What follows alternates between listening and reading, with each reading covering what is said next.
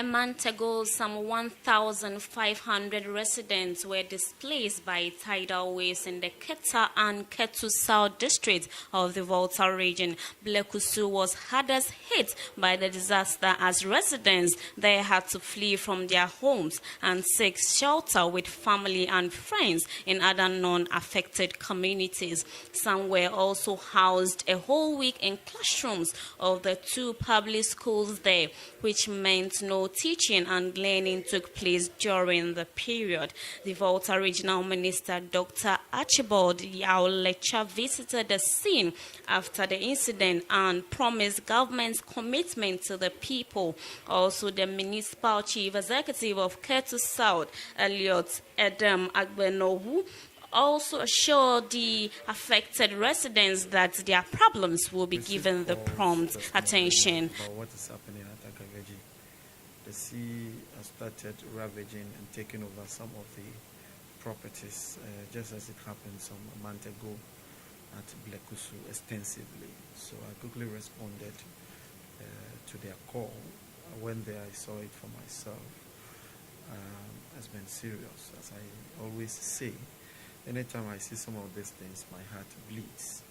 And then keep telling my people that if it is within my means immediately to put a stop to it or to speak to the sea, Jesus Christ did, I will be able to do that immediately so that people can have some good life and normal life to live. A month on after tidal waves swept through some communities, Global News visited one community, Blekusu, to find out how affected residents are coping after the disaster. Most residents were going about their daily economic activities. One could see some of the buildings destroyed by the waves as their roofs and windows were all ripped off. Interactions with Global News, Assembly Member for Blekusu Electoral Area Clemens Agbote explained what might have caused the high tidal waves to destroy their properties. Mr. Agbote explained that what Blekusu and its environs faced on Sunday, June 11, 2017, has been the most severe so far. That time that the incident, the disaster has occurred, we were not expecting that anything like that would happen. But what we have suspected was the cause of the rise in the tidal wave to enter the community to cause that erosion. It was that when the sea defense has been constructed, it has been continued. We have seen that, you see, the sea by itself has covered the grains, the gravels that they have poured on the coast to form the grain. The sea by itself has covered it with sand. So as it has covered with sand, it's like the shore has taken the level of the sea. So when there is a rise in the tidal waves, the sea water has passed over the ground and therefore having a lower ground into the community.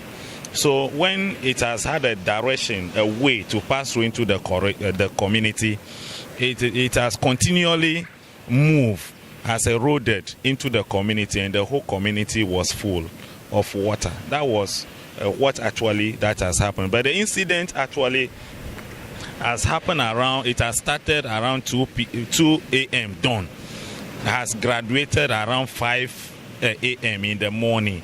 That was when all of us has realized that something has really been happening, and we have all rushed to the scene to see what actually is happening. Some residents after the incident attributed the high tidal waves to sand weighing activities along the coastal belt, which the assembly member confirmed. He explained that there are measures in place to bring perpetrators of such illegal activities to book. When quizzed by the news team as to when the sea defense project will commence along the beaches of Blekusu, since we spotted some groins deposited close to the coast, Mr. Agbote explained that he has no idea and prayed the authorities to commence the project. An old naval officer who is one of the affected residents in Blekusu had this to say. Which cannot be retrieved. They are gone for good. And we have to bear it. That is it. I'm an ex-naval chief officer. On my retirement, I came back home to come and relax. And I came and met this problem. So I was a bit disappointed, but I have to bear it. That is life. So in life, you are bound to meet so many things. It's like a journey. You have a smooth road and rough road. You have to bear it. So in that, I don't have anything to worry about. So I have to encourage myself and continue with life. Togbi Kahwi II, one of the traditional rulers in Blekusu, called on government as a matter of urgency to start the sea defense project. Meanwhile, in an interview, the municipal chief executive for Ketu South, Elliot Edem Agbenobu, explained that the contractors on site, Amandi Constructions, had to abandon work in 2016 due to the unavailability of funds. He, however, assured residents that government is in talks with Amandi Constructions, adding that as soon as funds were readily available, they will resume to site. When it happened earlier, we did a lot of consultations and a lot of things, and it came to bear that the contractor has some issues with government in terms of payment, for which that is the previous government. It was clear that the previous government gave the contract out, but little payment were made. That was how come they have left the place. But we're making frantic efforts.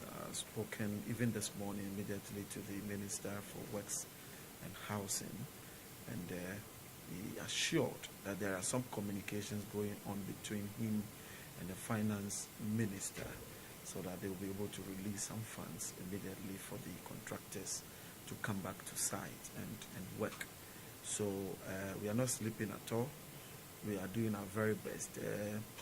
Mr. Agbenobu, however, explained that relocation will be an immediate solution to their problems.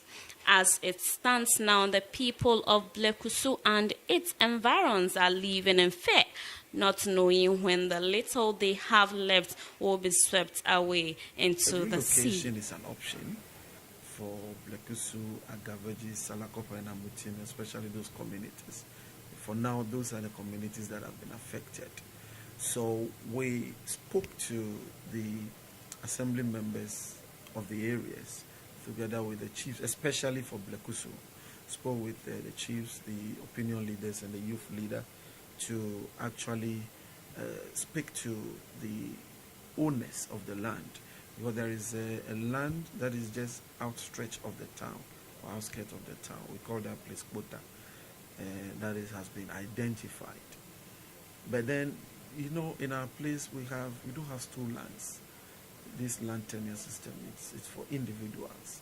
So we've spoken to the opinion leaders to start engaging the individual landowners so that they understand the need for a relocation. Because when we're talking about relocation, obviously government will have to be forced, if possible, to put up some affordable housing for the people. If possible, stretch it for a period for them to pay at least at a lower cost. That will give them some relief.